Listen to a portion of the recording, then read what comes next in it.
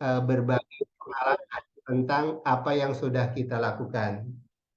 Nah, terlebih dahulu tentunya saya akan berbagi informasi ya Bapak-Bapak. Jadi saya akan menjelaskan kembali dasar dari apa yang menjadi teknologi kita hari ini ya supaya ini terus diingat. Saya tidak bosan-bosannya menyampaikan ini dan ini tentunya dalam bentuk presentasi.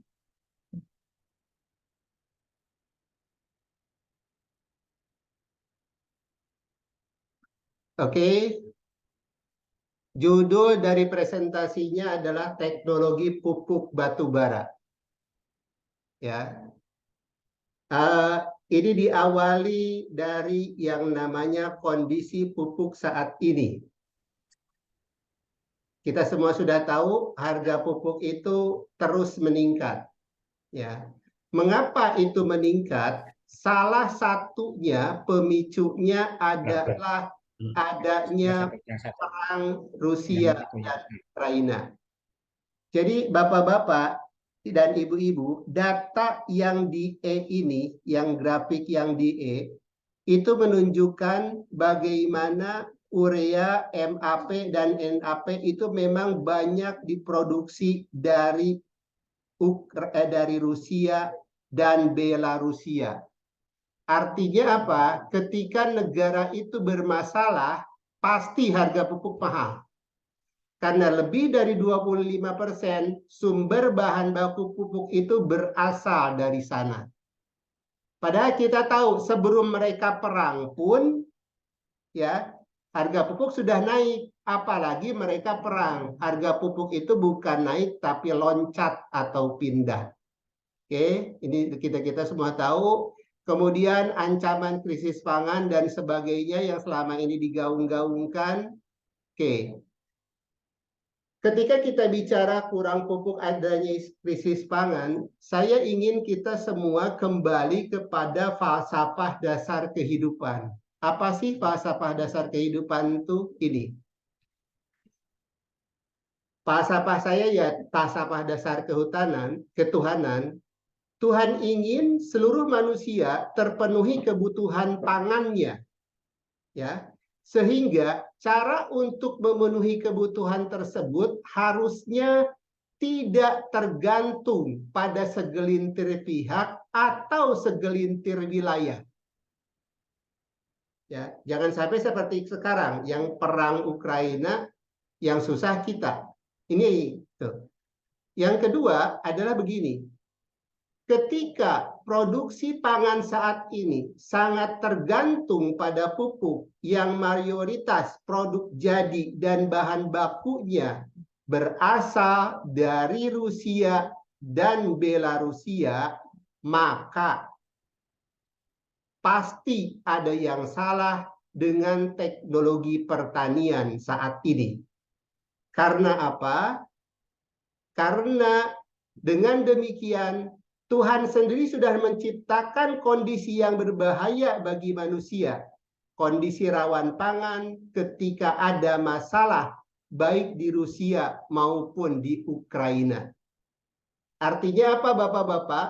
Kalau basis berpikir kita tentang pupuk masih NPK dan sebagainya, di mana itu memang kuncinya ada di Rusia dan Belarusia, ini ada yang salah ini.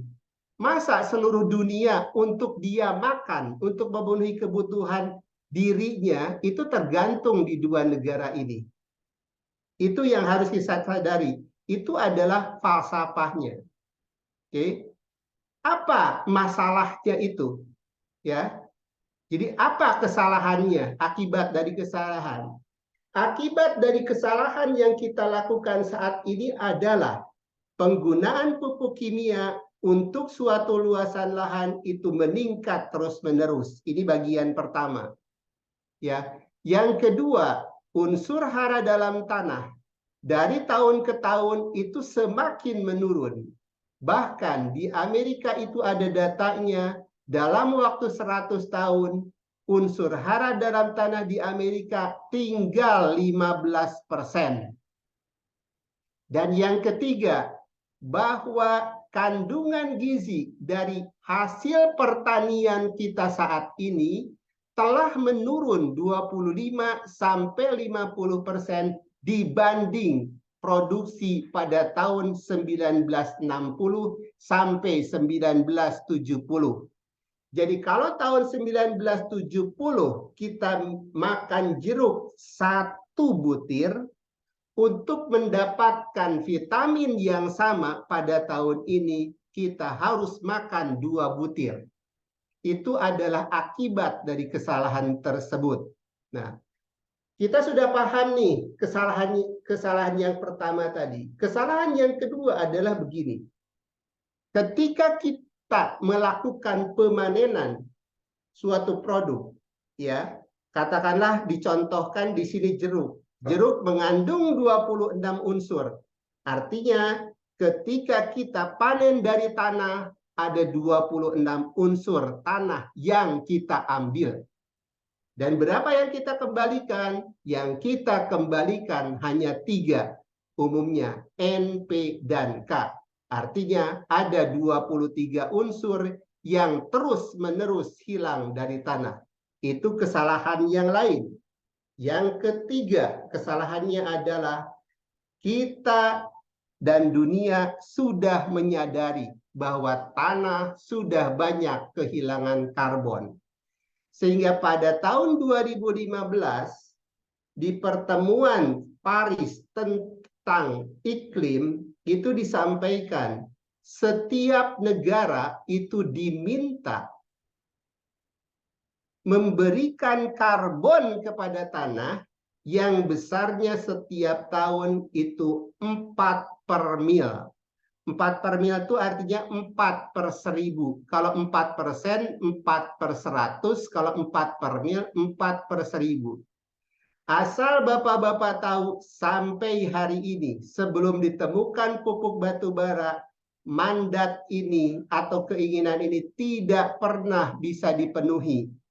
Karena sebelum adanya pupuk batu bara yang dikatakan sumber karbon itu adalah tempurung batok kelapa atau tempurung atau shell dari yang namanya sawit. Ya kalau jumlahnya sehektar tidak ada masalah, tapi kalau jumlahnya seluas dunia ini memang tidak bisa dipenuhi. Oke?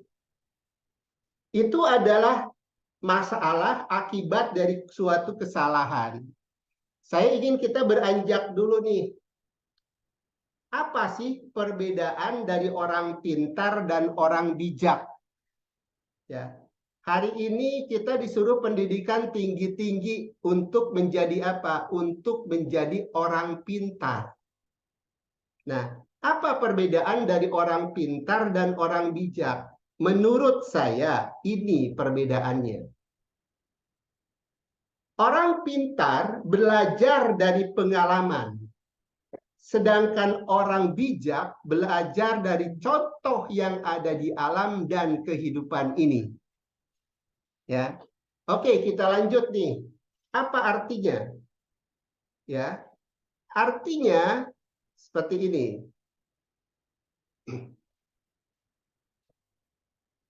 Jadi, ketika kita belajar dari pengalaman, maka ada harga yang harus dibayar, yang kadang-kadang sangat mahal, bahkan tidak ternilai. Rusaknya lahan pertanian saat ini adalah suatu pengalaman yang sangat berharga. Ketika apa? Ketika kita melakukan pemupukan hanya berbasis pada cerita unsur hara dan lain-lainnya yang saat ini kita kenal. Ya, memang kita berpikir pintar, tapi kita punya pengalaman berharga. Apa pengalamannya? Lahan pertanian di seluruh dunia itu rusak. Oke, sekarang bagaimana dengan orang bijak? Ini orang bijak. Ketika kita belajar dari contoh, maka yang dibutuhkan itu bukan kepintaran. Yang dibutuhkan adalah kerendahan hati dan tidak merasa benar atau hebat sendiri. Inilah yang disebut orang bijak. Dia belajar dari contoh yang ada di alam. Jadi pada kesempatan ini saya mengajak, mari kita belajar menjadi orang bijak. Oke, ini kita belajar pertamanya. Karena kita belajar tentang pupuk, maka bagaimana orang bijak belajar tentang pupuk? Oke, pupuk di dunia ini, tanah yang paling subur di dunia disebutnya kernozem, di mana posisi tanah itu 40% berada di wilayah Ukraina. Apa kernozem itu? Kernozem itu adalah tanah yang hitam yang kaya akan humus dari dekomposisi tanaman. Jadi bapak-bapak dan ibu-ibu, yang tidak banyak orang tahu adalah bahwa Ukraina adalah tanah tersubur di dunia, karena 40% tanah hitam yang ada di bumi ini ada di Ukraina. Dan tanah hitam atau kernozem ini adalah tanah yang paling subur di dunia. Itu adalah contoh pertama. Ya, untuk ini dia contoh pertama. Ya. Bagaimana contoh yang lainnya tentang kita belajar tentang pupuk? A city like Ini adalah suatu film. Ini memang dalam bahasa Inggris, tapi nanti insya Allah saya terjemahkan. Ini ada contoh yang lain untuk ini. Ya. A city like London, which had a population of roughly 50,000 in the 16th century, there were cities of that size all over the Amazon. Wow. Huge numbers of them. And a possible total population of the Amazon that exceeded 20 million people. What? Yes, 20 million. This is the latest evidence from the Amazon. And then you ask yourself, how did they do that? How did they feed 20 million people in the Amazon? Because it's a fact, rainforest soils are poor. How did they feed all these people? The answer was, they invented a soil, and that soil has a name. It's called terra preta. Archaeologists refer to it as Amazonian dark earths or Amazonian black earth. It's a man-made soil. It's thousands of years old. It's full of microbes that are not found in adjoining soil. It's based around biochar, and you can take a handful of 8,000-year-old terra preta and you can add it to barren soil, and that soil will instantly become fertile. Okay. Intinya adalah dari pembicaraan itu bahwa ketika yang namanya dulu itu penduduk London 50 itu yang namanya di Amazon, hutan Amazon sekarang tuh sudah ada 20 juta orang penduduk. Bagaimana mereka diberi makan 20 juta orang itu di satu kota di Amazon itu? Ternyata mereka diberi makan dari hasil pertanian dengan teknologi tanah terra preta. Terra preta ini bahasa lain dari kernozom, bahasa lain dari tanah hitam. Jadi tanah hitam di Amazon itu disebutnya dengan terra preta atau dengan nama lain Amazonian dark earth dan Indian black earth. Ujungnya sama. Tanah hitam. Ya, tanah hitam. Nah, ibarat ini suatu kasus, kita tahu kalau sudah dua barang bukti itu kita bisa jadikan pegangan. Inilah belajar kita tentang yang namanya pupuk. Oke. Nah, jadi pupuk yang ideal itu Bapak-bapak dan Ibu-ibu itu mengandung 3 hal. Pertama, mengandung unsur hara yang lengkap. Kedua, mengandung karbon yang tinggi. Dan 3, mengandung humus atau asam humat. Inilah kandungan dari tanah hitam. Jadi memang pupuk itu harus hitam ternyata kalau ingin bagus. Hitam dalam arti karena dia mengandung banyak karbon. Bukan hitam karena pakai pewarna. Ya, inilah tanah hitam atau kernozom atau terra preta. Ya. Nah, hitam Yang pertama, dia mengandung unsur yang lengkap untuk tanaman. Unsur yang lengkap untuk tanaman itu apa? Ya harusnya berasal dari tanaman. Supaya kita tidak mikir banyak. Kita bisa memisah-misahkan unsur A, B, C, dan D. Kita kehilangan waktu. Dunia rusak duluan, orang kelaparan duluan. Maka cara yang paling masuk akal untuk membuat pupuk adalah kita mengambil barang yang berasal dari tanaman karena pasti kandungannya sama dengan tanaman. Nah, barang yang berasal dari tanaman itu salah satunya yang sangat hebat, saya katakan itu adalah batu bara. Oke, kalau ada pertanyaan, Pak, bagaimana batu bara dibandingkan dengan yang lain? Oke, kita mari membayangkan. Sebelum dia menjadi batu, katakanlah diameter tanaman itu 2 meter. Kemudian dengan tekanan, ya, dengan tekanan yang tinggi, dia jadi menyusut menjadi setengah meter. Dari 2 meter menjadi setengah meter. Otomatis yang namanya kandungan unsurnya itu sudah memekat atau bahasanya terkonsentrasi di dalam diameter yang sekarang jadi setengah meter ini. Sehingga kandungan unsur di dalam batu bara itu pasti sangat banyak atau sangat padat. Tinggal bagaimana kita membuat dia bisa jadi dimanfaatkan oleh yang namanya pupuk. Bapak-bapak, proses terbentuk batu bara. Ya, seperti ini. Oke. Pertama, batu bara itu adalah pohon yang tumbang atau yang mati pada kondisi berair, di mana itu disebut dengan peat atau gambut kalau bahasa kita, lahan gambut. Ya, ketika lama-lama dia itu menjadi lignite atau batu bara muda atau batu bara coklat. Setelah itu menjadi subtuminous. Setelah itu menjadi bituminous dan menjadi antrasit atau batu bara yang kalorinya sangat tinggi. Di sini bisa dilihat Bapak-bapak bahwa proses ini dilakukan dengan tekanan dan suhu tinggi tapi tidak dibakar. Jadi beda dengan arang atau biochar, ya, pupuk biochar yang namanya pupuk arang, dia dibakar. Kalau ini tidak dibakar, hanya dengan suhu tertentu, sehingga kandungan humus atau asam humat dari batu bara ini sangat tinggi. Jadi sudah ada yang meneliti bahwa kandungan humus dari lignite yang kedua ini antara 21 sampai 57%.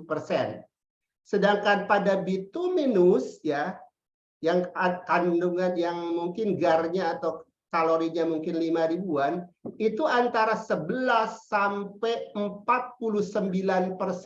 Sudah ada yang neliti tahun 2021 bahwa kandungan humus di dalam batu bara itu memang tinggi.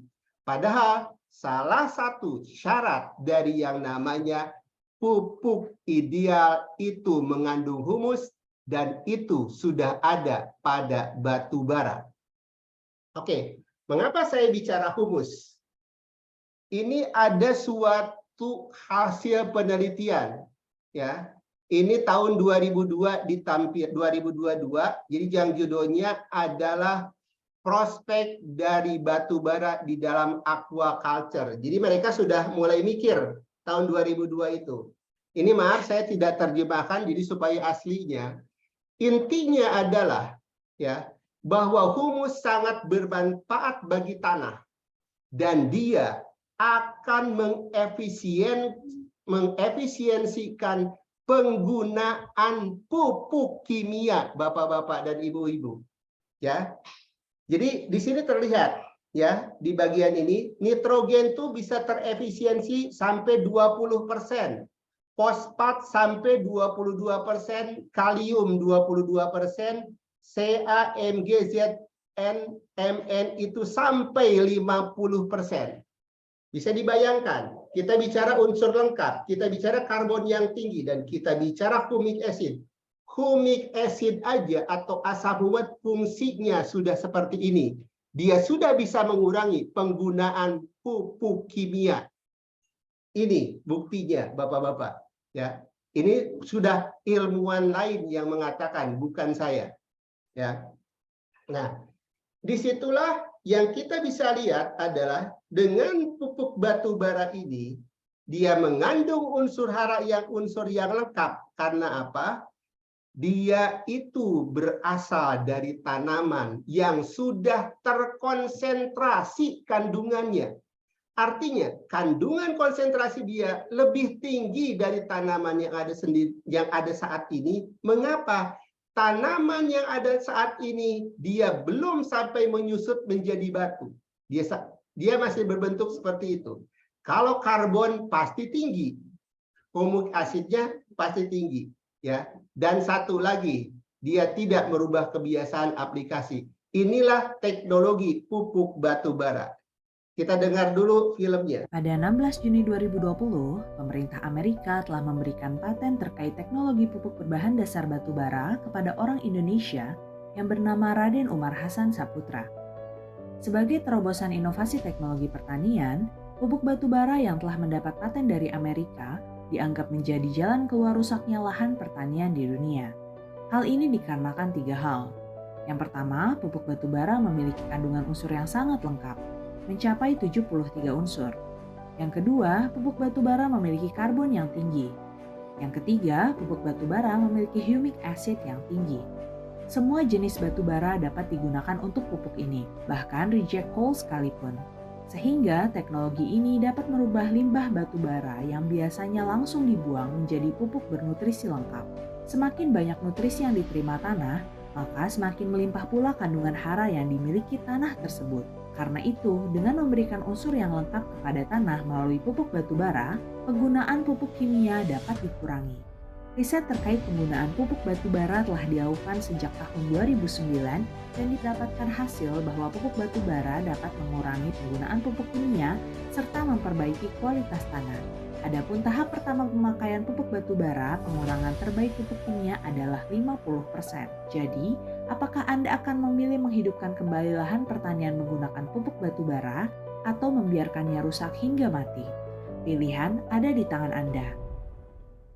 Jadi pilihan ada di tangan kita, Pak. Ini kalau nanti tidak terlihat, ini bisa di-download di YouTube, Pak, film ini. Ya, film ini bisa di-download di YouTube. Oke. Tadi itu batu bara. Awalnya kita kan ngebahas teknologi hari ini, sumber makanan kita hanya berbasis di Rusia dan Belarusia. Kalau batu bara, Bapak-bapak, sebarannya seperti ini. Jadi yang hitam ini itu adalah posisi-posisi deposit batu bara yang ada di dunia ini. Artinya, ketika kita menggunakan batu bara ini sebagai pupuk, dunia tidak akan kekurangan pupuk dan mudah-mudahan dunia tidak akan kekurangan pangan. Karena apa? Depositnya di mana-mana kalau batu bara ini. Ya. Oke. Nah, ini adalah kandungannya. Tadi dikatakan kandungan sebetulnya dari pupuk batu bara itu adalah 73 unsur. Ya. Itulah yang saya sebut bahwa batu bara itu adalah unsur-unsurnya sudah terkonsentrasi di dalam batu itu. Karena apa? Dia sudah menyusut dari yang namanya diameter yang lebih besar. Ini adalah kandungan dari asam humatnya, 20%. Ya, kalau kandungan karbon pasti tinggi. Data kita minimal 30%. Di film itu pun disebutkan 30%. Ya. Dan bapak-bapak dan ibu-ibu, ya, ketika kita memberikan karbon kepada tanah, karbon dari batu bara ini adalah karbon yang memang bisa diberi menjadi makanan untuk bakteria. Inilah contoh-contoh bakteri yang hidup dengan pemberian pupuk batu bara ini. Ya, kita tahu bahwa siklus ekologi atau ekosistem yang ada di dalam tanah itu ditentukan dari keberadaan bakteri. Dan bakteri hanya akan bisa bekerja ketika dia diberi makan. Dan makanan dari bakteri ada pada pupuk batu bara. Saya bukan seorang ahli bakteri dan saya tidak memberikan bakteri kepada yang namanya pupuk batu bara ini. Tapi dengan kita berikan kepada tanah, bakteri-bakteri menguntungkan yang ada di dalam tanah itu menjadi hidup dan berkembang biak. Sehingga dia bisa bekerja, entah itu dia dalam mengambil nitrogen, fosfat, dan lain sebagainya. Dan data ini pun akan menjadi acuan kita mengapa dengan pemberian ini juga mengefisienkan penggunaan pupuk kimia. Nah, ini patennya yang sudah kita lihat, sudah kita tahu. Ini patennya Bapak-Bapak, 1, 2, 3. Dan ini Bapak-Bapak, paten kedua ini ada paten teknologi pembentukan nutrisi esensial. Oke, mari kita ceritakan. Apa sebetulnya yang namanya teknologi pertanian ini?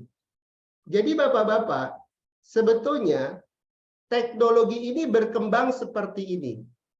Jadi pada fase pertama perkembangan teknologi itu adalah teknologi makronutrien. Kita mengenal adanya pupuk NPK, CMG, kemudian pupuk itu ke mikronutrien. Ya. Dari mikronutrien masuk ke teknologi probiotik.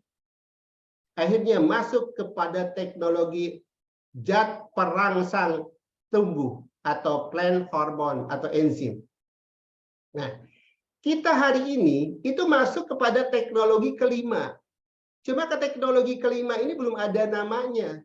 Ya udah kita klaim duluan dia menjadi Saputra Agriculture Technology. Saya sampaikan ini kepada kemarin teman saya yang profesor dari Purdue University, kami diskusi kemarin dan saya sampaikan. Ya, fase kelima teknologi ini adalah Saputra Agriculture Technology. Apa itu? Ini Bapak-Bapak. Dia teknologi ini terdiri dari 2 jenis. Pertama, teknologi pupuk batu bara itu sendiri yang sudah saya jelaskan. Dan yang kedua adalah teknologi cell fertilizer atau teknologi untuk sel tanaman. Ya, untuk sel tanaman dan untuk memberi makan juga yang namanya mikroba yang ada. Jadi logikanya seperti ini Bapak-Bapak dan Ibu-ibu kalau bicara tentang pertanian. Saya ibaratkan kita sedang membuat kue. Yang namanya starch di sini adalah bahan baku dari kue. Kita perlu yang namanya telur, kita perlu yang namanya terigu, kita perlu yang namanya mentega. Ini adalah bahan baku dari kue. Seluruh bahan baku ini untuk menjadi kue harus diolah dalam suatu alat. Alat ini misalkan oven, alat ini mixer, dan lain-lainnya, barulah kita akan mendapatkan kue. Pertanyaannya adalah, ketika alat ini rusak, alat ini tidak bekerja dengan optimal, sebagus apapun bahan baku kita, hasil kue yang kita peroleh tidak akan bagus, malah mungkin bantat. Itu logika pertamanya. Analogi ini sama dengan pertanian, Bapak-bapak dan Ibu-ibu. Bahan baku analoginya adalah pupuk. Dengan keberadaan pupuk batu bara yang nanti proses pertamanya mungkin dicampurkan dengan pupuk kimia, kita sudah punya bahan baku yang sangat luar biasa bagusnya, yang sangat luar biasa lengkapnya. Ya, tapi kita harus ingat bahwa ada suatu alat untuk memproses ini, namanya sel tanaman. Jadi sel tanaman itu analogi daripada oven, analogi daripada mixer. Dia harus bagus kerjanya. Nah, untuk membuat sel tanaman itu bagus, bukan pupuk tugasnya. Ya, tugasnya ada pada nutrisi esensial. Entah itu asam amino kah, entah itu vitamin, entah itu asam lemak, dan lain sebagainya. Dia posisinya ada pada nutrisi esensial. Nah, ketika ini pun kita berikan, maka hasil produksi kita akan menjadi lebih baik, baik secara kuantitas maupun secara kualitas. Ini logika berpikir kita tentang yang namanya pertanian. Jadi posisinya sudah jelas. Kalau untuk menyempurnakan kandungan unsur dalam tanah, kita membutuhkan pupuk yang lengkap dan keberadaan Futura menyempurnakan itu. Keberadaan pupuk batubara menyempurnakan itu. Dan untuk mengoptimalkan kerja sel tanaman, disitulah fungsi daripada yang namanya fertilizer. Inilah teknologi kelima dari dunia pertanian saat ini, ya, yang orang lain mungkin belum difikirkan. Oke, dengan ini kita berikan lengkaplah sudah tanaman kita mendapat teknologi yang sudah sempurna. Ini adalah hasil-hasil penelitiannya tentang fertilizer. Nah, ini adalah bentuk dari fertilizer-nya. Ya, kemudian ini kandungannya, makanya di sini ada protein, karbohidrat, dan sebagainya. Saya mencantumkan yang namanya kandungan NP dan K karena apa? Karena tidak mudah merubah mindset bahwa untuk tanaman tidak harus yang namanya bahan yang berbasis NPK. Makanya tetap saya tampilkan yang namanya NPK dan sebagainya, tapi sesungguhnya ketika kita belajar kita menggunakan fertilizer, kita sedang belajar yang namanya nutrisi atau dulu namanya nutrisi Saputra. Dia posisinya adalah untuk mengoptimalkan kerja sel tanaman dalam memanfaatkan pupuk yang diberikan. Itu salah satu fungsinya. Oke? Bapak-bapak dan ibu-ibu, ini adalah bentuk Futura dan ini adalah bentuk dari fertilizer. Bagaimana dia diaplikasikan? Ya, ini mudah-mudahan filmnya itu terlihat. Cara mengaplikasikan pupuk Futura dan Celtilizer. Siapkan pupuk Futura dan Celtilizer. Siapkan Futura pada wadah tertentu. Setiap 50 kg Futura, campurkan 1 peces Celtilizer. Buka kemasan Celtilizer dan ambil sesuai dosis untuk formula merah dan putih. Campurkan formula Celtilizer merah dan putih secara merata. Aduk Futura yang telah dipersiapkan dengan campuran Celtilizer. Aplikasikan pada tanaman sesuai dosis yang dianjurkan. Aplikasi terbaik adalah dengan cara ditugal atau dibenamkan dalam tanah. Oke, bapak-bapak dan ibu-ibu, sekarang jelas keberadaan dari posisi fertilizer untuk yang namanya pupuk ini. Jadi di sini dikatakan bahwa ya, untuk langkah pertama kita harus mencampurkan yang namanya Futura 100 kg dengan 1 kg fertilizer. Ya, pertanyaannya, bisakah hanya Futura saja sendirian? Bisa. Tapi kita untuk menjaga-jaga. Begini yang saya maksud. Bapak-bapak dan ibu-ibu, hari ini kita menghadapi kenyataan bahwa banyak sekali pupuk kimia yang abal-abal. Dia sebetulnya adalah dolomit, tapi diakukan sebagai suatu NPK. Nah, riset kita menunjukkan bapak-bapak dan ibu-ibu, kalau kita hanya menggunakan 100% pupuk batubara tanpa pencampuran NPK, tanaman biasanya kuning. Itu adalah riset. Sehingga mengapa dalam SOP kita minta mencampurkan 50% NPK dan 50% pupuk batubara. Tujuannya adalah satu, untuk tersedianya unsur yang lain yang dia sedikit di dalam pupuk batubara. Nah, ternyata pengalaman di lapangan itu menunjukkan bahwa ketika pupuknya itu abal-abal, dalam arti memang kandungannya tidak sesuai, itu pun bisa membuat tanaman itu menjadi kekuningan, walaupun tidak mati. Hanya saya tidak puas karena itu tidak optimal. Nah, ketika terjadi itu kita sudah tahu bahwa masalahnya di pupuk yang kimia pencampurnya ini yang masalah.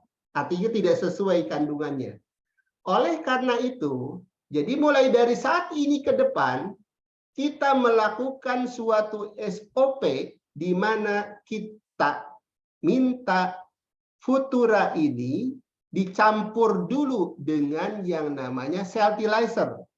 Pertama adalah untuk antisipasi kalau yang namanya pupuk yang diberikan itu abal-abal. Yang kedua, bahwa di dalam fertilizer itu mengandung nutrisi yang siap serap, yang dia merupakan nutrisi yang sangat baik untuk pertumbuhan bakteri-bakteri probiotik yang ada di dalam tanah.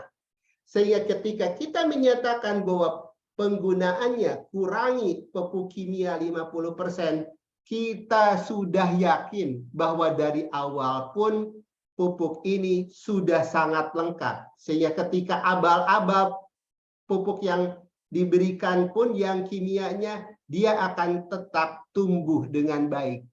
Itu seperti itu Bapak-Bapak. Kenapa kita minta campur dengan yang namanya fertilizer dengan metode yang tadi. Nah, sekarang ada pertanyaan, Pak Saputra, mengapa Anda berani dari awal menyampaikan bahwa kurangi pupuk kimia 100%, campur dengan Futura? Apakah Anda sedang menghayal? Tidak. Karena teknologi ini teknologi yang masuk akal. Ya. Ini adalah logika pengurangan pupuk kimia. Yang pertama harus dipahami adalah unsur hara makro seperti NPK yang diberikan kepada tanah dalam bentuk pupuk itu tidak seluruhnya diserap oleh tanaman, tidak 100% diserap oleh tanaman. Datanya seperti ini Bapak-bapak. N30% ini sekitar ya, kemudian P25% dan K-nya 30%.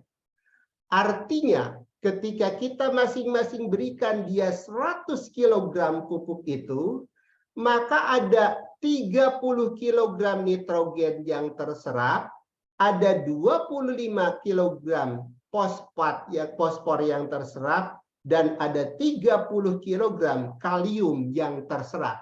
Itu adalah kondisi normal. Baik, tadi sudah saya jelaskan bahwa humic acid yang ada di dalam Futura akan meningkatkan efisiensi penyerapan terhadap pupuk yang nyampe di sana bisa 50%, ada yang 22%. Kemudian karbon yang ada pun akan menjadi makanan bagi bakteri sehingga bakteri bekerja lebih aktif dan lebih efisien yang akibatnya pun akan meningkatkan efisiensi pupuk. Dan yang ketiga, unsur hara yang lengkap ini itu akan meningkatkan potensi produksi yang dimanapun pupuk pun akan lebih efisien. Jadi ibaratnya ini trisula Bapak-bapak dan Ibu-ibu. Trisula dalam bidang pupuk. Humic acid, unsur hara yang lengkap, dan karbon. Saya memang belum punya data tentang ini, kenaikan penyerapan yang terjadi, karena ini memang penelitian dasar yang belum kita lakukan, tapi kita logikakan begini. Dari 30, penyerapan N itu katakanlah jadi 60%. Kemudian penyerapan P jadi 55% dan penyerapan K jadi 65% peningkatannya. Ya, ini setelah dicampurkan dengan pupuk batubara dan fertilizer. Ya. Oke, saya mintakan tadi kurangi 50%. Mari kita kalikan. 50 kilo kali 60% hasilnya 30 kilo. 50 kilo kali 55% hasilnya 27,5 kilo. Dan 50% kali 65% hasilnya 32,5 kilogram. Jadi bisa dilihat, kalau pada kondisi normal K30 sama, N30 di sini juga N30. Tapi lihat P-nya. P-nya pada kondisi tanpa futura itu 25 kilo. Di kita dengan campur futura 27,5 kilo. Kemudian K-nya di sini 30 kilo setelah dicampur futura 32,5 kilo. Inilah logika berpikirnya, logika argumentasinya. Mengapa kita kurangi penggunaan pupuk kimia? Karena apa? Memang ini mengefisienkan penggunaan pupuk kimia itu sendiri. Jadi kita tidak sedang melakukan sihir. Kita hanya sedang merubah yang namanya pemikiran yang berbeda. Masalahnya cuma satu, dunia hari ini menganggap ketika kita berpikir berbeda, kita dianggap salah. Itu masalahnya. Ya. Jadi memang tugas kita itu ya gimana mereka, kita jelaskan ini, dan gimana mereka mau coba. Karena seluruh data yang ada itu luar biasa hasilnya. Kita itu pada pemupukan yang harus hati-hati hanya pada yang namanya padi. Karena padi itu ada airnya yang bisa membuat nutrisi yang kita berikan itu tercuci, tidak bisa dimanfaatkan. Kalau yang lainnya tidak ada hasil yang sifatnya mengecewakan si futura. Ini ya, relatif tidak ada lah. Ya. Jadi seperti itu. Nah, ini suatu buktinya Bapak-bapak, bagaimana kita itu lebih efisien walaupun kita kurangi penggunaan pupuk kimianya. Ini datanya. Ya. Ini data ini Bapak-bapak dan Ibu itu bukan kita yang melakukan. Kita ada kerjasama dengan Pupuk Kujang. Ya, ini data lab dari Pupuk Kujang. Yang A ini itu kondisi tanpa pemberian futura. Sedangkan yang B adalah kondisi dengan pemberian futura. Kita lihat nih hasilnya. Ternyata ketika kita berikan futura, kemudian diukur kandungan fosfor dalam tanahnya, itu lebih tinggi 40 ppm, 40 poin. Untuk fosfat 40 dan 32, untuk kaliumnya lebih tinggi 13, dan untuk N-nya 0,04. Artinya apa?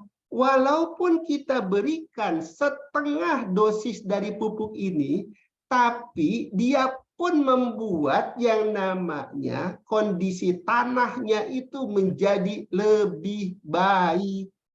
Oleh karena itu, pemberian futura terus-menerus membuat tanah menjadi semakin subur. Dan itu akan membuat produksi pun sudah meningkat. Semakin meningkat. Itu akan dibuktikan.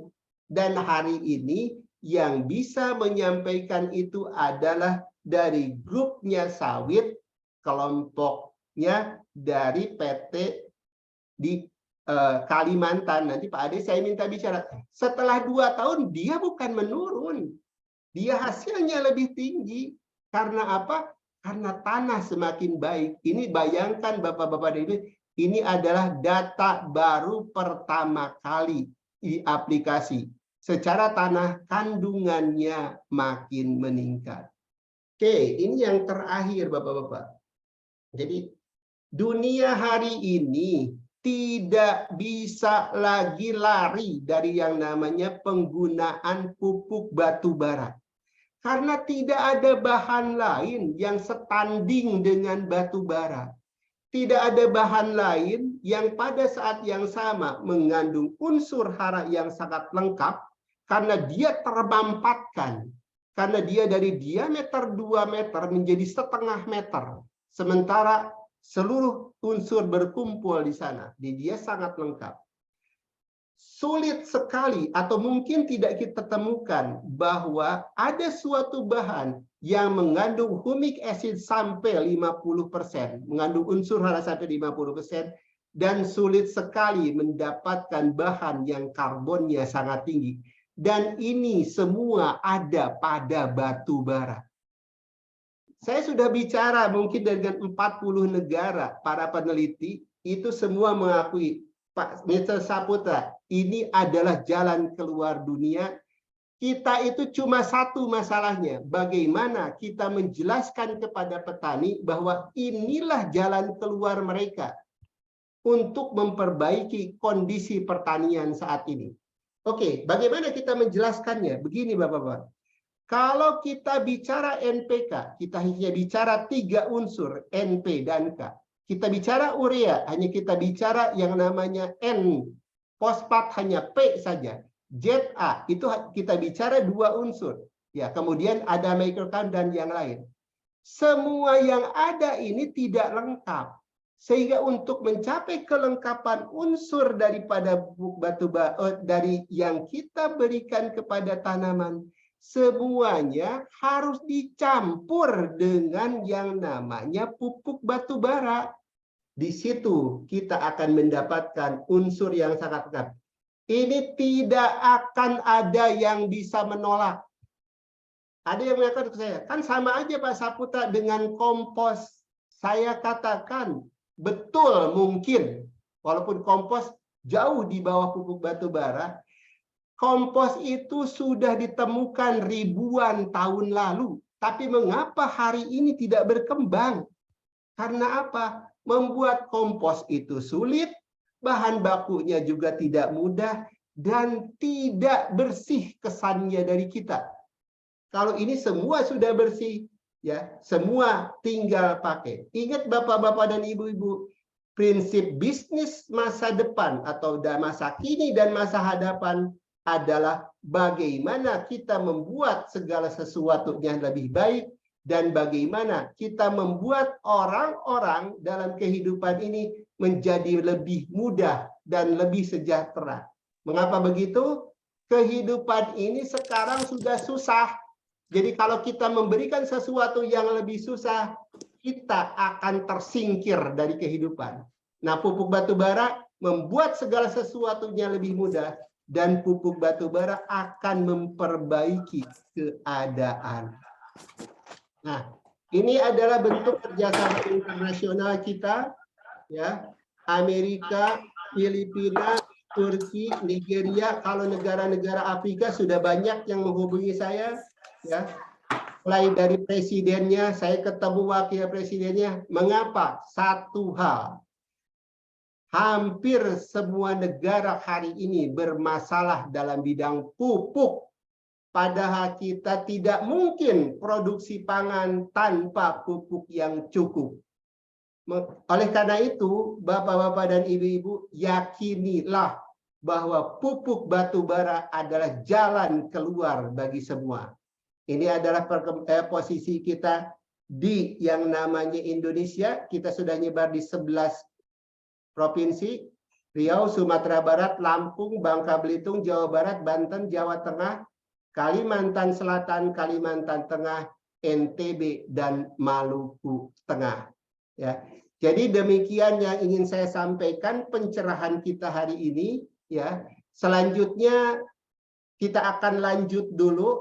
Saya minta kesediaan Pak Ade untuk bicara pengalaman di sawit karena beliau sudah hampir 3 tahun menggunakan ini di kelapa sawit.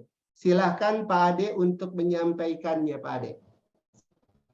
Baik, Bapak. Terima kasih, Pak Saputra. Ini rekan-rekan semua, apa suara saya bisa terdengar? Jelas, Pak. Jelas, Pak Ade. Jelas. Baik, ini mohon maaf, saya tidak bisa display video karena saya masih perjalanan ke Palangkaraya masih nyetir sendiri ini soalnya. Oke, jadi tadi ada penyampaian dari Pak Saputra. Oh, sebelumnya saya ucapkan terima kasih untuk Pak Bu.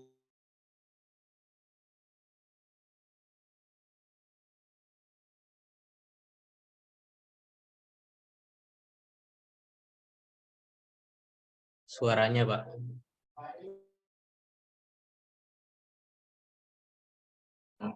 Sinyalnya tuh Latif, Mas Latif dia mobile. Halo, Pak. Silakan, Pak. Ya, baik. Saya lanjutkan, Pak. Baik. Saat ini saya ada bahan, tapi coba saya sharekan ya, Pak ya. Coba sebentar. Bisa nggak ini saya akan sharekan.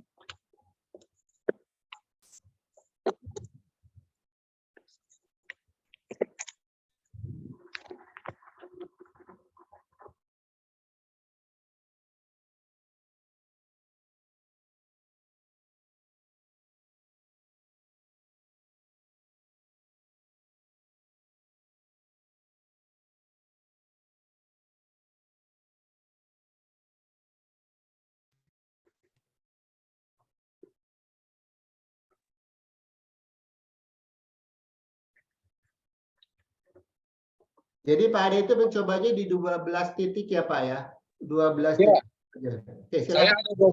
Iya, Pak. Ini saya coba screen share, Pak ya. Sebentar. Ya, silakan.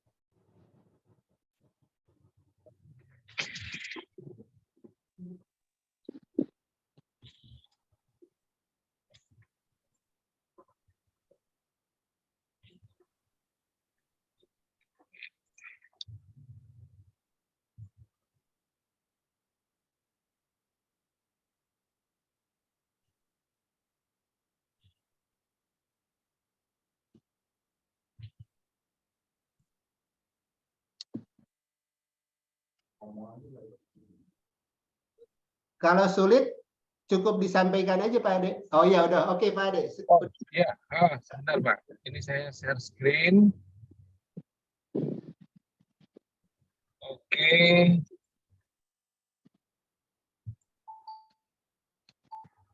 Baik, ini mungkin nggak banyak, saya contohkan aja 2 lokasi gitu, Pak ya, yang sama-sama sudah pakai Futura. Dimulai dari tahun, langsung resumenya aja deh. Nanti kalau ada yang tanya baru kita tanggapi. Baik, ini coba saya potretkan landscape. Bentar, Pak. Karena pakai HP. Bentar. Kalau kirim ke Pak Latif Pak? Sebentar. Ini karena ada data yang masih keliru, Pak Saputra. Oh, oke. Ya, ada yang masih keliru.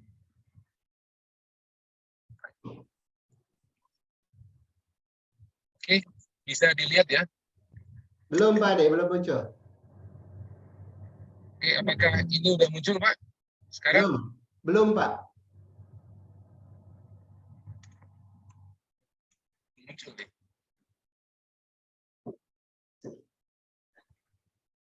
Oke, atau saya lisan aja dah Ya daripada saya lisan, silakan aja Pak Ade, lisan aja, Nah, di aja. baik. Jadi untuk Futura ini saya ada mencoba 12 titik lokasi di Kalimantan Tengah dan Kalimantan Selatan, dimulai dari rata-rata Januari 2021. Nah, salah satunya yang di Kalimantan Tengah saya ambil contoh satu, dan Kalimantan Selatan saya ambil contoh juga satu.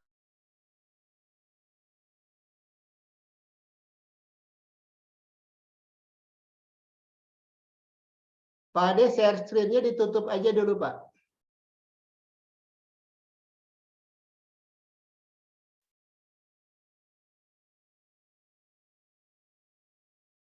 Ya, silakan Pak Ade.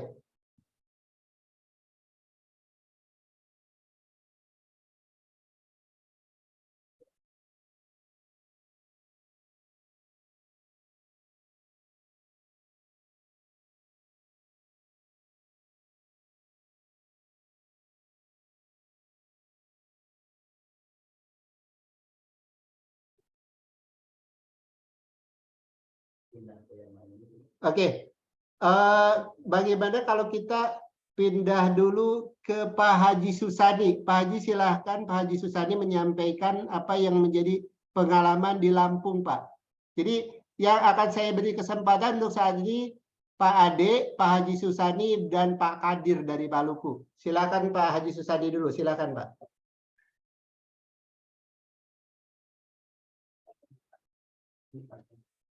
Pak Haji, mic-nya di itu ya Pak.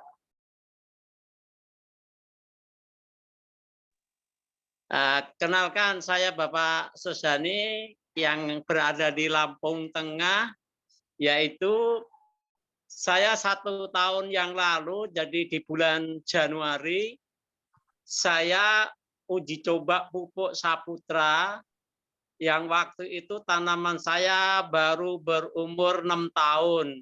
Lagi untuk buah, habis buah apa ini namanya awal itu Pak ya.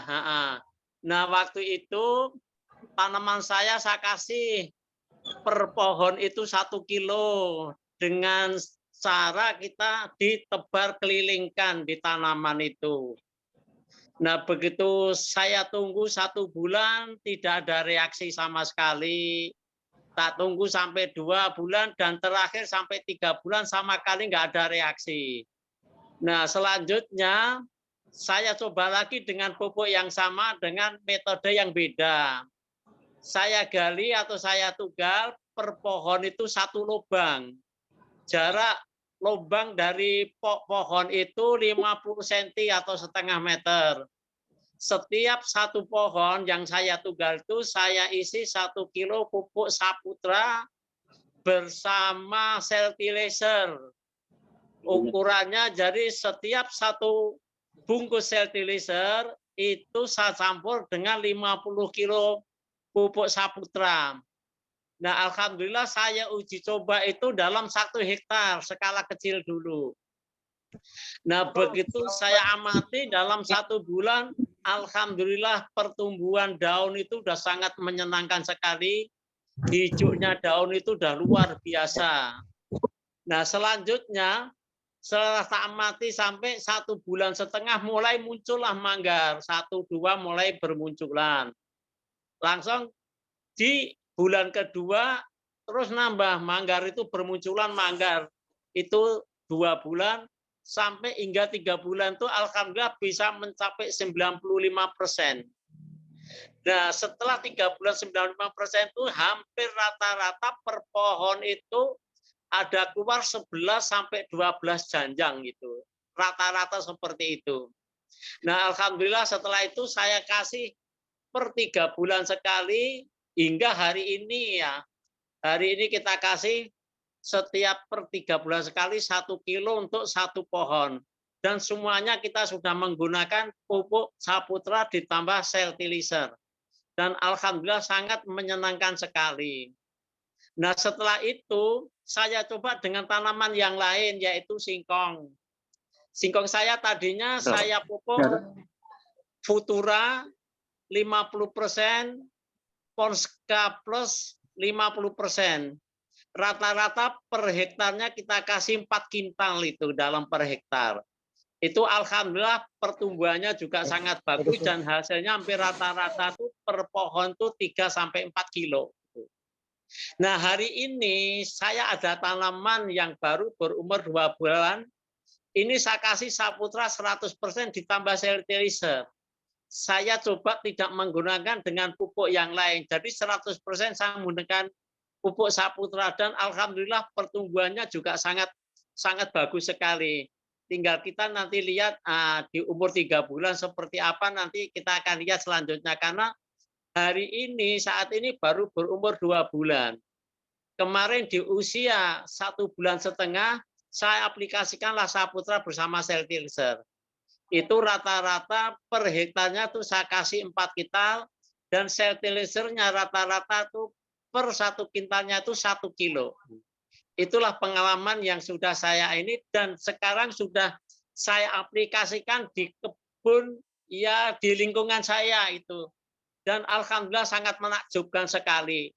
Pertama kita kasih coba itu 2 sak Saputra, yaitu 50 kilo, kita tambahkan fertilizer-nya 1 bungkus, diaplikasikanlah untuk sampel percobaan di tanaman itu, dan alhamdulillah perbedaannya sangat luar biasa. Bahkan besarnya janjang sawit itu dengan yang menggunakan pupuk yang lain ini sangat berbeda sekali. Nah, akhirnya hari ini yang punya lahan itu sudah memutuskan 100% menggunakan Saputra ditambah fertilizer. Dan alhamdulillah sudah 2 kali ini ada permintaan, yaitu 5 ton, mudah-mudahan ini berlanjut, dan mudah-mudahan dan kedepannya juga ya dari segi keuangannya juga akan berjalan dengan lancar. Amin. Mungkin sementara itu dulu ya Bapak-Bapak ya, ini apa yang sudah saya lakukan, dan ini juga tempo hari pernah dibuktikan oleh Bapak Saputra sendiri melihat di kebun apa yang telah saya sampaikan. Dan jadi bukti ini bukan hanya saya menyampaikan, tapi benar-benar Bapak Saputra ditambah Ibu Tina, mungkin kalau ada Pak Anton sama-sama menyaksikan di kebun saya yang sudah menggunakan aplikasi pupuk Saputra dan hasilnya sangat luar biasa. Mungkin sementara itu dulu ya Pak dari kami. Terima kasih kasih waktu untuk menyampaikan kepada saudara-saudara kita yang ada di wilayah seluruh Indonesia, semuanya mungkin sudah sebagian menggunakan dan sebagian belum. Nah, inilah bukti apa yang sudah saya lakukan di lapangan. Bahkan barusan ini juga ada bukti bahwa dari tim kami yang ada di Lampung ini menggunakan pupuk Saputra sama fertilizer untuk di tanaman kacang tanah. Nah, alhamdulillah hampir rata-rata 1 dapur itu hasil daripada kacang tanah itu kurang lebihnya 1 kilo per pohon. Ini yang sangat menakjubkan. Monggo ini disampaikan kepada petani-petani yang ada di wilayah masing-masing. Kalaupun ada petani yang menggunakan atau bertanam cocok untuk kacang tanah, sangat cocok sekali dan bagus sekali menggunakan pupuk Saputra yang ditambah dengan fertilizer. Demikianlah dari kami sementara, mudah-mudahan ini bisa bermanfaat untuk semua petani yang ada di wilayah Indonesia, dan mudah-mudahan Bapak bisa menyampaikan ke tingkat daripada petani-petani kita semua. Demikian, saya terima kasih. Wassalamualaikum warahmatullahi wabarakatuh. Waalaikumsalam. Monggo Pak Ade dilanjut lagi Pak Ade. Tadi Pak Ade hilang sinyal. Pak Ade silahkan Pak Ade. Baik Bapak, terima kasih. Mohon maaf sinyalnya biarpet di jalan. Ya, baik saya lanjutkan Pak ya. Demplot kami di Kalimantan Tengah. Ada satu yang akan saya sampaikan.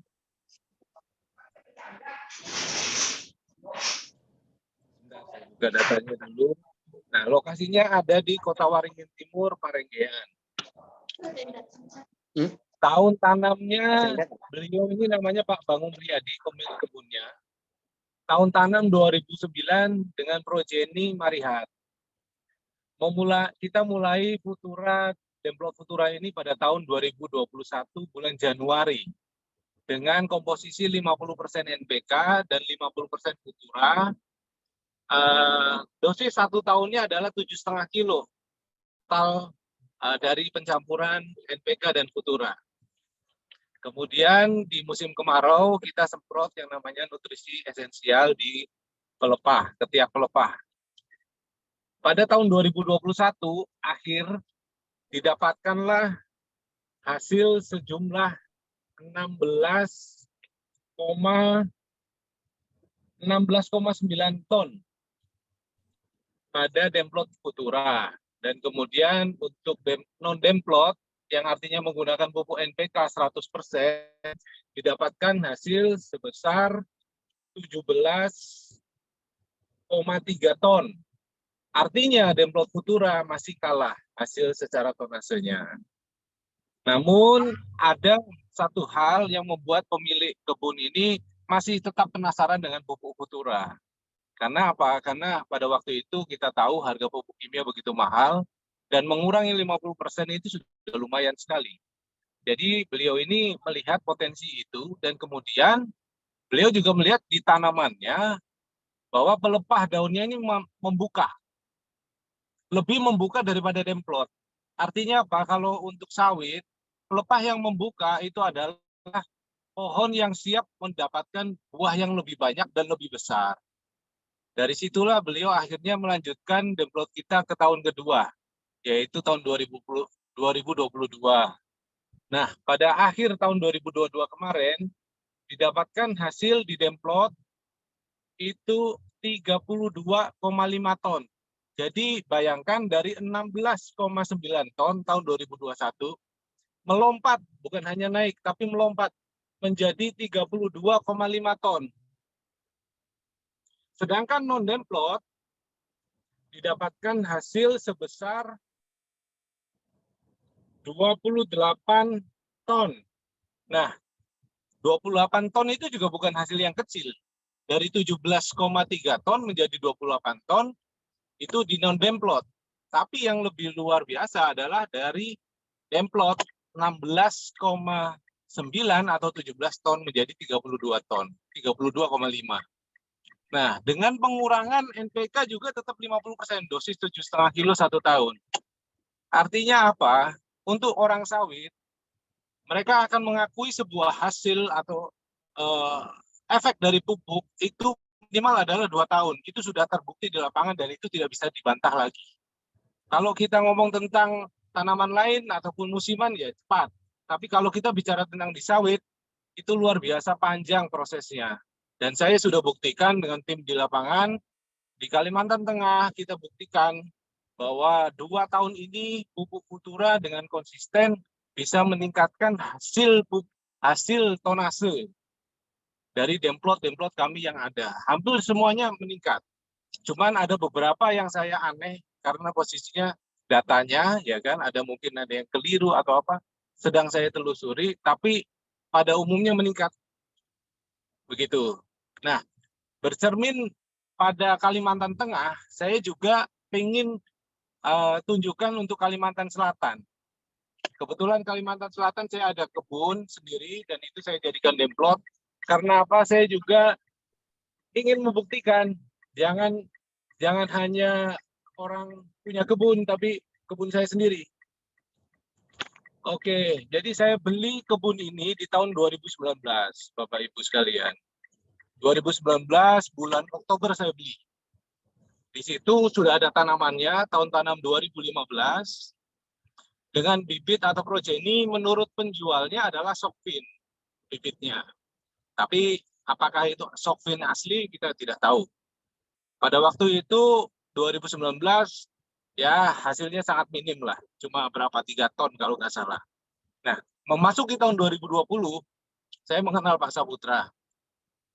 Dari situ kemudian kita coba aplikasikan teknologi pupuk Futura ini. Di tahun 2021 Januari juga sama. Semua demplot saya rata-rata Januari 2021 dimulai. Termasuk yang kebun saya sendiri. Nah, sepanjang 2020, balik lagi nih ke tahun 2020, itu saya sengaja hanya memberikan pupuk kandang, pupuk ayam, tai ayam itu 1 sak, 1 pohon 1 sak. Hasil yang saya peroleh tahun itu 2020 adalah 10 ton. Kemudian di 2021 ketika saya mengaplikasikan pupuk Futura, dosis sama 7,5 ton per tahun dosisnya. Pencampuran dengan 50% NPK. Sama seperti yang di Kalteng tadi. Di Kalteng itu akhirnya saya dapatkan hasil sejumlah di Kalsel ini, di Jorong, kebun Jorong namanya, demplot Jorong, itu 12,9 ton, let's say 13 ton di tahun 2021. Sedangkan non-demplot ataupun pembandingnya itu mendapatkan tonase sebanyak 12,4 ton. Jadi sudah menang tapi menang sedikit. Gitu. Nah, yang kedua, di tahun 2022 dari hasil saya 12,9 atau 13 ton tadi, saya lanjutkan lagi 2022 saya mendapatkan 27,7 ton. Sedangkan di non-demplot, karena mungkin tidak terlalu dirawat oleh pemiliknya, dihasilkan angka 14,9 ton. Jadi kalau petani ya asal-asalan ngerawat gitu ya nggak akan ada hasilnya, Pak. Mau itu bibit apa gitu. Tapi yang luar biasa itu yang di demplot kita. Dari 13 ton lompat ke 27,7 ton. Itu hampir 100%, Pak, peningkatannya. Dan ini kembali lagi mengulangi fenomena yang ada di Kalimantan Tengah. Jadi kalau suatu pupuk ya itu cukup konsisten, itulah yang bisa kita percaya itu hasilnya. Dan dibuktikan di tahun kedua, rata-rata itu melompat hasilnya. Begitu Bapak Ibu sekalian, tapi harus ada catatan. Kenapa? Pupuk yang saya aplikasikan, kebun yang saya aplikasikan ini, keduanya adalah kebun yang tidak dirawat.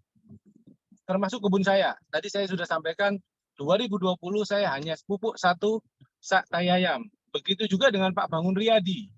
Pak Bangun Riyadi tahun 2009 tahun tanamnya, dan tahun 2020 mereka nggak terlalu fokus untuk tanaman. Baru tahun 2021 karena dipakai untuk demplot, dia menjadi penasaran, apa betul nih mengurangi pupuk NPK 50% hasilnya lebih bagus. Nah, itulah ceritanya dari Kalimantan Tengah dan Kalimantan Selatan, Bapak Ibu sekalian. Untuk penggunaan pupuk Futura selama 2 tahun, dan kita masih terus lanjutkan sampai tahun ke depan, ya kan. Untuk demplot-demplot, kita lanjutkan supaya apa? Supaya makin kita punya data yang tidak terbantahkan. Sebagai informasi saja, minggu lalu saya ada presentasi ke salah satu distributor di Kalimantan Selatan pupuk. Nah, pada waktu presentasi itu saya ditanya begini, ini agak menarik. Karena pupuk kita kan kaya akan karbon dan humus, yang mana karbon dan humus ini juga terdapat di gambut. Nah, saya nggak menyangka kalau akan ditanya, Pak, kenapa kalau di gambut pupuk kita ini namanya gambut kan sudah tinggi akan karbon dan sudah tinggi juga akan kandungan humus. Tapi kenapa nggak subur ya? Gitu. Nah, disitulah saya agak surprise. Memang betul, Pak. Kalau kita bicara tentang humus dan karbon, itu belum lengkap. Saya bilang seperti itu karena ada salah satu literatur yang saya pelajari, ini sekalian sharing ke rekan-rekan, siapa tahu banyak petaninya berada di kawasan gambut, ya, yang kalau kita presentasikan atau kita sampaikan adanya unsur karbon dan juga humus, dan unsur lain yang lengkap. Kata kuncinya adalah lahan gambut harus melalui suatu proses yang dinamakan demineralisasi. Artinya apa? Karena dia tinggi akan bahan organik, tapi tidak memiliki kandungan mineral sama sekali. Sama sekali tidak punya kandungan mineral yang tinggi. Artinya unsur haranya tidak lengkap. Dia hanya kaya akan bahan organik, tapi tidak punya kandungan mineral. Sebaliknya, lahan berpasir adalah lahan yang kaya akan mineral, tapi tidak memiliki namanya bahan organik. Jadi saya terangkan seperti itu. Kenapa kok lahan gambut itu tidak subur? Satu, kurang akan mineral, karena tanaman itu bukan hanya perlu karbon dan bukan hanya perlu humus, tapi dia juga perlu mineral. Dan mineral absen atau tidak ada di lahan gambut. Demikian juga di lahan pasir sekaligus. Di lahan pasir kita tidak memiliki yang namanya bahan organik. Di situ kaya akan mineral. Jadi jomplang sekali bahan organiknya. Nah, Futura hadir untuk memberikan unsur apa di situ? Unsur C-nya yang dipakai sama humusnya. Tapi di lahan gambut itu Futura hadir dengan memberikan yang namanya mineral. Mineral-mineral yang ada di Futura itu lengkap. 73 jenis lah. Jadi disitulah fungsi Futura ini bisa meningkatkan hasil pertanian di lahan gambut. Itu jawaban saya setelah melihat beberapa literatur. Nah, ini untuk sharing saja Bapak Ibu sekalian. Siapa tahu berguna seandainya nanti bertemu dengan rekan-rekan dari pemilik kebun atau petani di lahan gambut maupun di lahan yang berpasir. Terima kasih. Mungkin itu kalau nanti ada yang bertanya silakan Bapak Ibu sekalian. Baik, sekarang yang terakhir giliran Pak Kadir, silakan bicara. Ini Pak Kadir posisinya, sebenarnya beliau di Maluku, tapi sekarang sedang ditugaskan di Keron, Papua, Bapak-Bapak. Silakan Pak Kadir. Terima kasih Pak. Salam jumpa, salam kenal dari Tibur, wilayah Kerom, Papua. Sekarang sudah jam 5:30 di sini. Jadi saya dengan pupuk Futura ini Pak, selaku petugas dari Bursa Tani, itu mulai dari tahun 2017. Nah, yang saya lebih kepada pendampingan petani, kepada teknik budidaya, bagaimana cara aplikasi penggunaan pupuk Futura. Nah, dari mulai tahun 2017, puncaknya di 2018, kita melakukan demplot untuk panen raya yang akan dihadiri oleh Pak Presiden Jokowi waktu itu di Kabupaten Buru, Maluku. Dari total kecamatan, di 3 kecamatan luas, ini saya cerita padi Pak ya, hamparan padi, tanaman padi itu di 3 kecamatan di Kabupaten Buru, luasnya kurang lebih 82 hektar, dan itu beda lokasi, beda sawah, beda pemilik.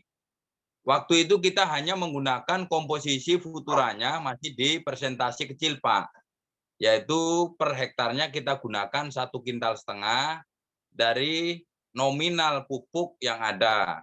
Contoh kita menggunakan 4 kintal secara keseluruhan, dikurangi 1,5 kintal, Futuranya dimasukkan untuk menggantikan pupuk kimia. Dari situ saja Pak, waktu 2018 rata-rata peningkatannya 30–40%. Bahkan dari ada yang mencapai 60%, itu dari yang 3-4 ton atau 3 ton dia mencapai 7,2 ton. Itu kita pernah ketemui. Dan itu hanya kita pengurangan 15 atau 150 kilo per 400 kilo per hektar. Nah, yang sudah dari tahun 2018 menggunakan pupuk Futura untuk tanaman pangan khususnya padi, hingga kini tahun 2023 awal ini, bahkan ini dalam prosesnya juga ada beberapa hektar masih menggunakan juga, itu luar biasanya bahwa sawah-sawah yang menggunakan pupuk Futura, bahkan sekarang sudah saya balik, persentasinya dari total 4 kintal atau 5 kintal dari pupuk kimia, yang 3 kintalnya Futura, 1 kintalnya MPK Pak. Karena di Maluku ini yang ada cuma 2 jenis pupuk, MPK Ponska sama urea. Karena keasaman tinggi di dataran Provinsi Maluku rata-rata pH di sini 45, 55 tertinggi. Bahkan kebanyakan 5 lah pH-nya. Dan itu sangat tidak cocok untuk padi, terutama urea, karena menggunakan urea ternyata justru menambah keasaman tanah. Dan sangat tidak saya anjurkan karena data lapangan dengan menggunakan urea kalau dicampur MPK sama ini N-nya sudah ada di MPK, urea juga lebih bagus kita gunakan N yang 15-15 atau MPK yang 16-16 dengan komposisi dibalik. Jadi 300 kilo Futura, Saputranya cukup kimianya cukup 100 kilo. Bahkan untuk MT yang 2022 ini udah saya balik lagi, saya kurangi Pak. Futuranya 3,5 kintal, MPK-nya cukup 50 kilo. Nah, itu tetap Pak dapat 6–7 ton. Bahkan ini itu dari 3 ton Pak kita naikkan. Bahkan rata-rata padi di sini itu keluar 2–3 ton saja. 4 ton itu udah super. Tapi dengan kita balik penggunaan pupuk Futura yang mulai dari tahun 2018 sampai sekarang 2022 akhir 2000 akhir tanam dan awal 2023 ini nanti mau panen, ternyata kita balik itu malah bagus hasilnya Pak. Yang pertama, di sini musim hujan. Yang lain kiri kanan diserang oleh hama ureng, blas, terus kena kuntet itu tidak mau naik, terus kenangan WBC ya wabah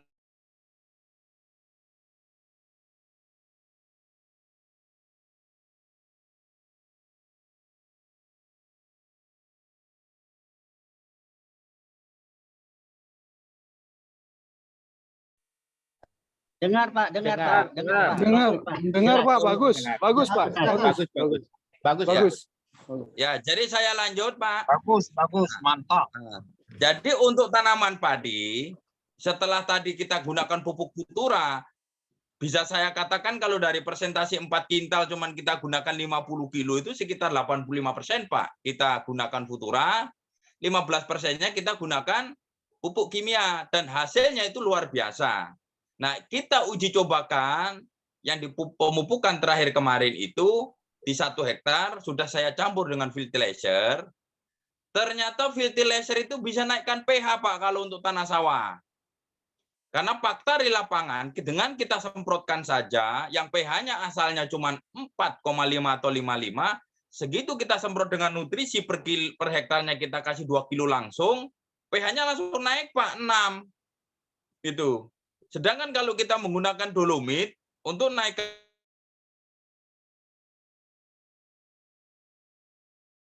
Pak. Tetapi dengan penggunaan Futura cukup naikkan saja 2 kilo. Selesai. Nah, dengan teori yang penaburan ini, cuman kalau untuk padi, saya lebih spesifik ke padi, Pak, karena selama ini saya ditekankan kepada pajale. Memang untuk tanaman-tanaman kayak buah-buahan jeruk, naga, terus durian, dan yang lain-lain sudah kita lakukan, dan hasilnya tidak jauh beda sama dengan punya bapak-bapak yang tadi diutarakan. Nah, dari padi itu ternyata ada beberapa hal yang prinsip kita harus rubah, Pak. Yang pertama, cara aplikasi. Nah, dengan yang sekarang dengan teori pencampuran langsung dengan fertilizer ini, dengan pertumbuhan tanaman, ada 2 pola pemupukan, Pak. Kalau Bapak menggunakan 50-50, saya sarankan 50-50-nya itu pakai MPK Mutiara saja, Pak. Atau pupuk yang non-subsidi. Tetapi kalau di pH-nya yang sudah di standar 5,5-6, nah itu bisa pakai SOP 1 kilo. Tetapi kalau pH-nya dites ternyata dia 5,5 ke bawah, saya anjurkan nutrisi fertilizer-nya itu dinaikkan, Pak. Bukan 1 kilo, tapi 2 bisa 2 sampai 3 kilo, nggak apa-apa. Kenapa? Karena pemupukan menggunakan pupuk Futura di tanaman padi pun hanya sekali sampai panen, Pak. Hanya sekali sampai panen, tidak ada ulang-ulang 2 kali. Lebih awal lebih bagus, karena nanti dengan lebih awal itu, proses penyerapan dan penguraiannya nutrisi dan pupuk akan membentuk antibodi atau kekebalan tubuh daripada tanaman itu sendiri. Mulai dari penguatan batang, penguatan daun, dan bakal-bakal buah akan terserap. Karena setelah kita data dan kita teliti tanaman di atas di bawah 3 bulan atau 3 bulan itu sendiri, proses penyerapan pupuknya itu sangat terbatas oleh waktu, Pak. Makanya dikasih di awal. Karena hari ini kita kasih pupuk paling sebulan, bahkan sebulan setengah baru terserap. Kalau kita terlambat memberinya, proses penguraian dan penyerapan dari sel-sel tanaman itu akan terlambat, sehingga pembentukan antibodi atau pertahanan tumbuh daripada tanaman itu sendiri akan lambat. Nah, fakta real di lapangan, kenapa pupuk Futura digunakan oleh tanaman ini kurang diserang? Karena penyerapan atau nutrisi daripada yang dibutuhkan oleh sel tanaman itu komplit, Pak. Sehingga hama kurang menyerang. Karena filosofinya sederhana. Kalau orang terserang penyakit, itu vitaminnya kurang. Ibaratnya, ya betul perut kenyang, tapi yang dimakan mungkin cuma nasi saja sama air. Tetapi kalau ini yang dimakan full dengan nutrisi, vitamin, minum susu, buah, dan yang lain-lain, otomatis tubuh kita akan kuat, tahan iklim, cuaca, hama, virus, dan yang lain-lain, juga tanaman. Nah, fakta-fakta lapangan itu, Pak, untuk padi. Nah, sedangkan untuk hama tikus, padi juga kurang menyerang. Kenapa? Ternyata nggak enak kalau menggunakan pupuk Futura. Keras batangnya, kokoh batangnya, daunnya juga keras. Terus dalam proses aplikasi, Pak, untuk padi yang sudah kita lakukan, dalam pemupukan itu ada 2 pola. Kalau pemupukan pakai teori 2 kali, saya sarankan Futuranya fullkan di 1 kali. Kimianya yang dibikin 2 kali. Contoh pemupukan 1 hektar, kita menggunakan Futura umpama 3 kintal. MPK-nya atau MPK Mutiara atau MPK Plus atau MPK berapa, 15 silakan. Itu saya sarankan dipupukkan kedua saja. Di umur 35 atau 40 untuk padi. Tapi syarat pemupukan harus ada airnya.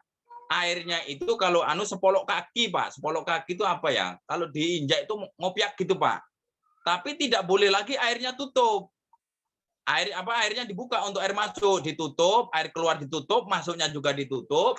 Terus kita pupuk, ngopiak gitu, Pak. Jadi ada airnya, piok-piak, Setelah pemupukan, air yang tadi itu biarkan asat kering sampai tanah itu pecah, Pak. Sampai tanah itu pecah, sampai 90 pecah, biarin kita injak juga sampai nggak ambles, itu yang bagus. Kenapa kita membutuhkan supaya sampai asat dan pecah?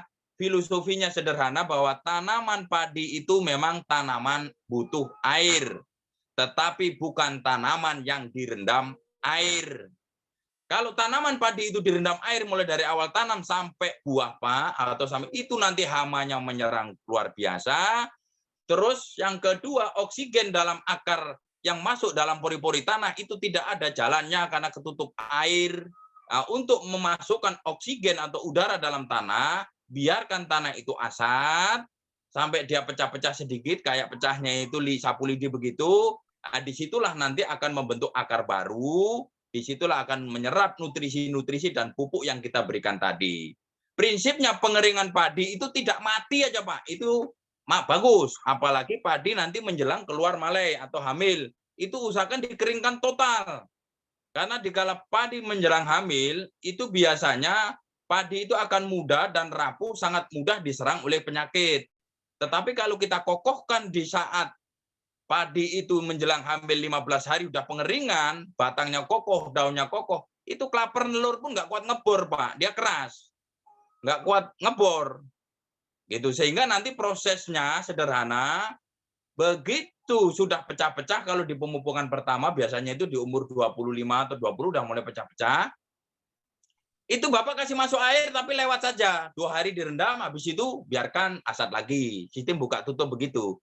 Sehingga nanti kalau sudah pengeringan di pemupukan kedua juga begitu sama, Pak. Oh, umur 35 saya mau mupuk lagi nih. Nah, berarti isi air. 2 hari kemudian baru pupuk, tapi ya jangan dibuang lagi airnya. Ngopiak-ngopiak lagi, habis itu biarkan asat sampai pecah-pecah menjelang hamil, Pak. Nah, menjelang hamil, begitu hamil pertengahan, nah, mau disemprot nutrisi yang pertama, itu saya sarankan penyemprotannya dicampur MKP, Pak. Monokalsium fosfat boleh. Bisa 1 bungkus per hektar, bisa 2 bungkus per hektar. Bisa juga full nutrisi kristalnya, bisa. Fertilizer untuk buahnya. Bahkan untuk fertilizer buah, Pak, itu bisa untuk pencegahan hama blas, terus hama tungro, termasuk virus ini, Pak. Hama WBC, Pak. Penyakit WBC, hama warna coklat itu sangat bagus dengan Futura kristal. Cara menyemprotnya 5 kali berturut-turut, Pak. Hari ini, besok, lusa, selang sehari, kalau memang tidak mau menggunakan racun. Tetapi kalau mau menggunakan racun pembeku, mau untuk mengantisipasi karena pola petani tadi tidak mudah untuk merubahnya, saya sarankan gunakan pembeku telur itu di saat padi hamil pertengahan. Atau kalau dilihatnya itu padi 15 hari mau keluar malai, atau 10 hari atau 5 hari mau keluar malai, saya sarankan itu disemprot pakai pembeku bisa untuk antisipasi, tapi nyemprotnya harus jam 12 siang, yang disemprot itu pangkal batang bawah, karena penggerek batang untuk tanaman padi bertelur dan menyerangnya itu batang pangkal bawah, bukan daun. Itu. Tetapi kalau tidak ada, kita amati tidak ada telur, ya tidak usah disemprot, kondisional saja. Tetapi kalau kita lakukan pengasatan mulai dari pemupukan kedua sampai menjelang hamil, itu batangnya kokoh, kuat, hama tidak mau nempel, Pak, keras, nggak enak. Gitu. Bahkan fakta luar biasa kawan-kawan ini yang sudah menggunakan pupuk Futura, mau musim hujan, musim panas, apalagi kan, itu hasilnya luar biasa, Pak. Bahkan ini di data di Pulau Buru, data Maluku Tengah, ada beberapa kabupaten yang sudah menggunakan, rata-rata penggunaan pupuk Futura, berasnya masuk kualitas beras super, Pak. Itu. Terus setelah saya sangat tertarik tadi dengan Bapak Saputra ya, mengatakan bahwa kenapa padi itu kuning dikala menggunakan pupuk Futura. Nah, ini saya sangat menarik. Saya sangat setuju dengan apa yang dijelaskan oleh beliau menggunakan pupuk yang KW atau kualitas yang sifatnya abal-abal. Tapi ada juga yang menggunakan pupuk full MPK juga, tetapi non subsidi, ada juga hasilnya kuning. Tapi kuningnya itu mulai dari awal pemupukan, nanti pertengahan mulai hilang, menjelang hamil kuningnya itu malah luar biasa, kayak padi mau mati gitu, apa kayak tuanya itu kayak pohon kelapa yang udah kering itu. Ternyata setelah saya pelajari mulai dari tahun 2017 itu, Pak, rata-rata padi yang sehat itu di saat hamil tua terutama mau menjebul itu padinya itu daun benderanya itu harus kuning tua, Pak. Itu yang benar. Kenapa? Karena yang pertama simpanan dapur makanannya tanaman itu padi. Dan sehingga nanti makanan yang penuh itu tadi yang sudah dikasih mulai dari 1 minggu mulai setelah tanam, pemupukan pertama, kedua, dan penyemprotan nutrisi vitamin yang lain, dia tersimpan terkumpul di dalam batang dan daun-daun padi. Karena dia tidak keluar-keluar di saat hamil, di saat itulah melakukan penuaan daun. Tapi penuaan ini bukan dalam arti penuaan mau ke arah rusak, tapi penuaan menunjukkan bahwa padi ini mau keluar malai. Nah, nanti setelah keluar malai, ibaratnya jebul bior semacam itu, Pak, ya, keluar semua, di situ daun bendera pulih hijau lagi. Itu tandanya apa? Makanan yang tersimpan di dapur-dapur daun itu sendiri menjadi menyebar masuk ke dalam butiran-butiran buah padi tadi. Nah, padi yang sehat, dikala keluar malai itu daunnya hijau, proses penguningannya itu mengikuti prosesnya kuningnya malai padi. Jangan kasusnya padi belum kuning, ujung daun padi sudah kuning, ngeresek lagi. Itu padi tidak sehat. Jadi kalau bapak-bapak padinya itu menanam padi kok tiba-tiba mau keluar malai, daun benderanya masih hijaunya hijau gelap, itu siap-siap, Pak. Itu nanti padinya keluar malai pada banyak naik haji, alias putih semua. Kenapa? Karena terlalu rapuh sehingga dia diserang oleh penggerek batang tadi. Itu satu. Terus yang kedua, kalau padi keluar malai juga masih hijau, itu nanti rata-rata daun hijau gelapnya itu padi belum tua sampai setengah, padi itu daunnya udah kresek kuning. Ya, kresek kering bukan kuning. Nah, sedangkan padi yang bagus, proses pengisian malai ujungnya kuning-kuning ke bawah, kan dia mengikuti kuningnya kuning tua bersamaan itu. Loh, Pak, saya pernah terjadi, malainya sudah kuning, kenapa daunnya masih hijau? Itu jangan dipanen. Itu menunjukkan kandungan makanan atau nutrisi yang tersimpan di dapur-dapur tanaman itu melalui daun tadi belum terserap semua oleh bulir-bulir padi.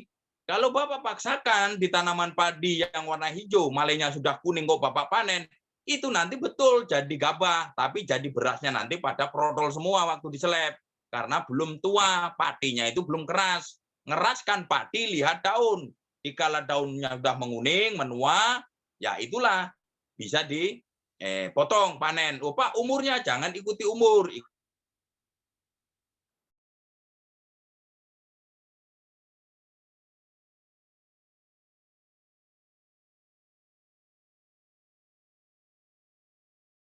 Halo, Pak Kadir.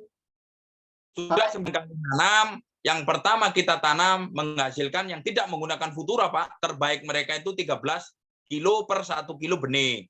Bibitnya sama dari Purbalingga. Tetapi setelah menggunakan pupuk Futura, Pak, kita gunakan tanah itu sudah 9 kali menanam bawang terus-menerus. Begitu kita menggunakan pupuk Futura, naik langsung 16 kilo. Kita tanam kedua, dia naik 18 kilo. Dan puncaknya kita tanam yang keempat kalau nggak salah kelima, itu naik, Pak. Bibit 1 kilo benih Purbalingga itu di tanah yang sama yang sudah 9 kali kita tanami bawang merah itu, dia naik menjadi 21 kilo per 1 kilo benih, Pak. Jadi kemarin kita menanam 2 kintal benih bawang merah, itu kita menghasilkan 4,2 ton bawang kering kotor di luar perutulan, Pak. Perutulannya itu ada sekitar 4 karung, nggak ditimbang tapi dibagi-bagi. Jadi para petani sangat luar biasa, sangat senang dan menekan penggunaan racun, Pak. Karena setelah disemprot dengan nutrisi secara rutin, terutama nutrisi yang fertilizer yang botol, yang buah, itu hama ternyata tidak mau menyerang. Dan menggunakan pupuk dasarnya per hektar untuk bawang itu kemarin mereka gunakan 3 ton, Pak. 3 ton. Memang kita sangat anjurkan dengan sering penggunaan pupuk Futura, semakin ke sini tanah semakin bagus dan petaninya siap berani mencoba. Dia gunakan 3 ton di tanah yang bibit 2 kintal itu ternyata menghasilkan 4,2 ton. Nah, itu Pak yang bisa saya sampaikan, nanti bisa sharing-sharing lagi. Terima kasih. Assalamualaikum warahmatullahi wabarakatuh.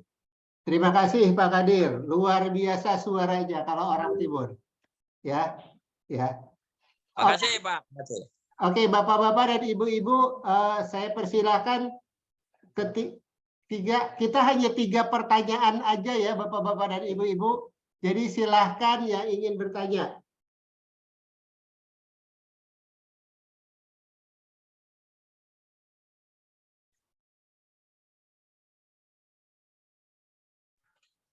Assalamualaikum Pak Saputra dan rekan-rekan, Pak Kadir. Ya silakan Pak Indra. Alhamdulillah Pak, kemarin sudah kontak sama Pak Kadir, sawahnya juga sudah membaik. Tapi kunci untuk mengatasi musim tanam ke depan, masyarakat sangat ngarepin Pak Kadir itu datang Pak ke Sumatera Selatan ini. Biar lebih marem gitu Pak. Tambah bimbingan langsung. Silakan Pak. Ada pertanyaan atau cukup komentar aja Pak? Komentar aja Pak. Oke, silakan dari yang lain. Jadi Pak Kadir ingin diundang ini untuk musim depan ke Sumatera Selatan. Siap Pak, siap. Oke. Oke, ada yang lain Bapak-bapak? Kedua, sudah jelas rupanya ini. Oke, kalau sudah jelas, saya akan sampaikan satu hal Bapak-bapak. Tadi memang saya tidak bisa sampaikan secara gamblang, karena jujur saya tidak punya hari ini basicnya, basic sainsnya, dasar ilmunya seperti apa. Tapi data kita menunjukkan tanaman yang menggunakan Futura dan Celtilizer lebih tahan terhadap penyakit. Jadi relatif dia tidak diserang hama dan penyakit, termasuk hama tikus. Tadi sudah disampaikan argumentasinya oleh Pak Kadir. Saya tidak membenarkan itu ataupun saya tidak menyalahkan itu. Yang pertama Bapak-bapak. Yang kedua adalah kalau kita punya ini tentang bakterinya Bapak-bapak. Hari ini, ilmu pengetahuan hari ini selalu berbicara tentang C/N untuk penumbuhan bakteri. Ya, C/N rasio. Mereka kalau misalkan melihat karbonnya tinggi, tambahkan N. Biasanya dalam bentuk NPK atau ZA. Kita sudah coba Bapak-bapak. Di dalam Celtilizer atau namanya nutrisi Saputra atau apapun, itu ternyata ketika N-nya kita berikan dalam bentuk organik, karena di dalam Celtilizer itu adalah banyak terdapat N dalam bentuk nutrisi, dia tidak dalam bentuk urea atau JA, dia dalam bentuk nutrisi, itu walaupun kita berikan hanya jumlah sedikit, pertumbuhan bakteri itu luar biasa. Ya.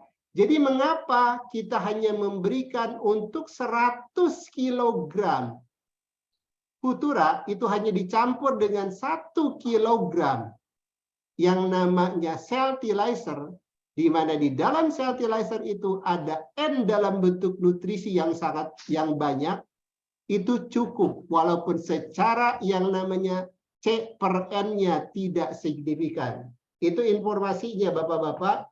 Jadi mengapa dia lebih kuat terhadap serangan penyakit? Mungkin tambahan satunya dari saya di samping tadi Pak Kadir adalah karena bakteri yang menguntungkan jauh lebih banyak daripada bakteri yang merugikan. Sehingga perkembangan bakteri yang merugikan itu tertekan. Sehingga dia tidak lagi mengakibatkan tanaman itu sakit. Jadi untuk sementara seperti itu. Jadi terima kasih Bapak-bapak dan Ibu-ibu atas pertemuan hari ini. Ini sudah hampir 2 jam kita berbicara. Dan mudah-mudahan ini dari awal bagi kita untuk terus bergerak.